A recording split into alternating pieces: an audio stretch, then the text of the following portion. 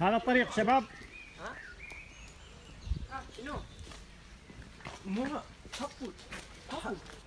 السلام عليكم ورحمة الله وبركاته. إخواني عشاق طيور زينة، حياكم الله وأسعد الله جميع أوقاتكم. اليوم بإذن الله أخذكم معي جولة مع الكاميرا في هذا المكان الجميل، ونتفرج على هذه المخلوقات التي أبدع الله سبحانه وتعالى في صياغتها ونشأتها. نتفرج على هذا المكان.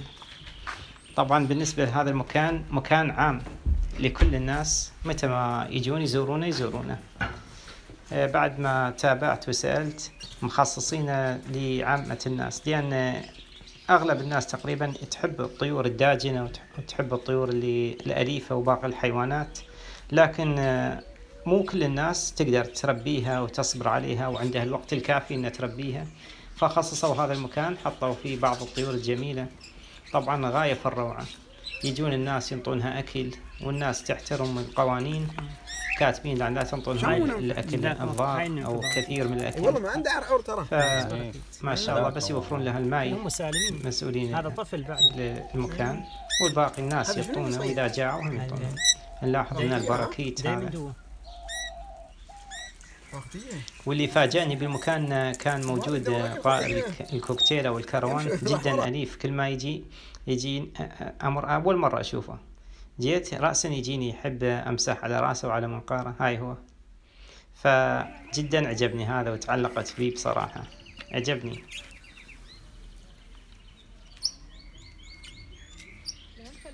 كانت رحلة ممتعة ومميزة هذا اليوم. اتفرجنا على الطاووس. الطاووس طبعا حر، يطير بالحديقة ويجي يفتر.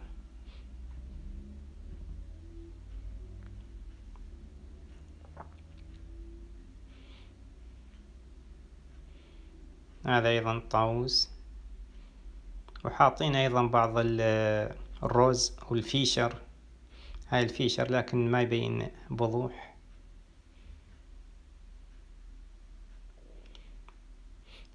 حاطين حيوانات مختلفة يعني لأن الناس أذواق. حاطين الدجاج والماعز والأرانب والكناري والبط. الماعز، هذا البط الجميل.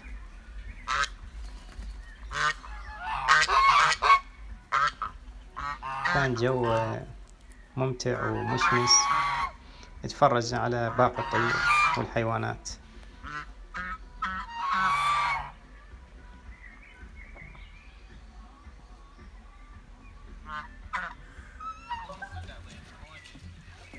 طائر الكناري تفرجنا عليه.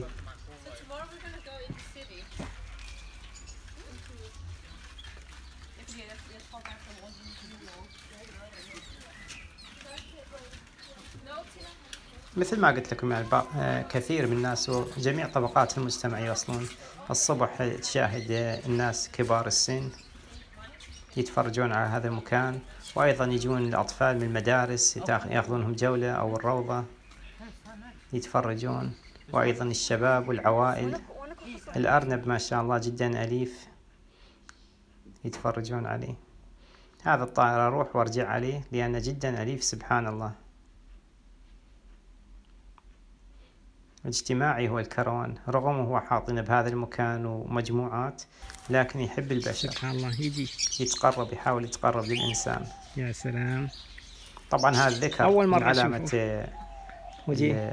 الوجه الأبيض، ليش أليف حباب، اللي يسمونه بالإنجليزي وايت فيس. يا الله. السلام عليكم. قفص كبير. هاي الأرانب ما شاء الله. هذا الأرنب أيضا أرنب. كثير من الناس يحبون يربون يبيضون أرانب. بالشتاء ولا بالصيف؟ ما يبيضون.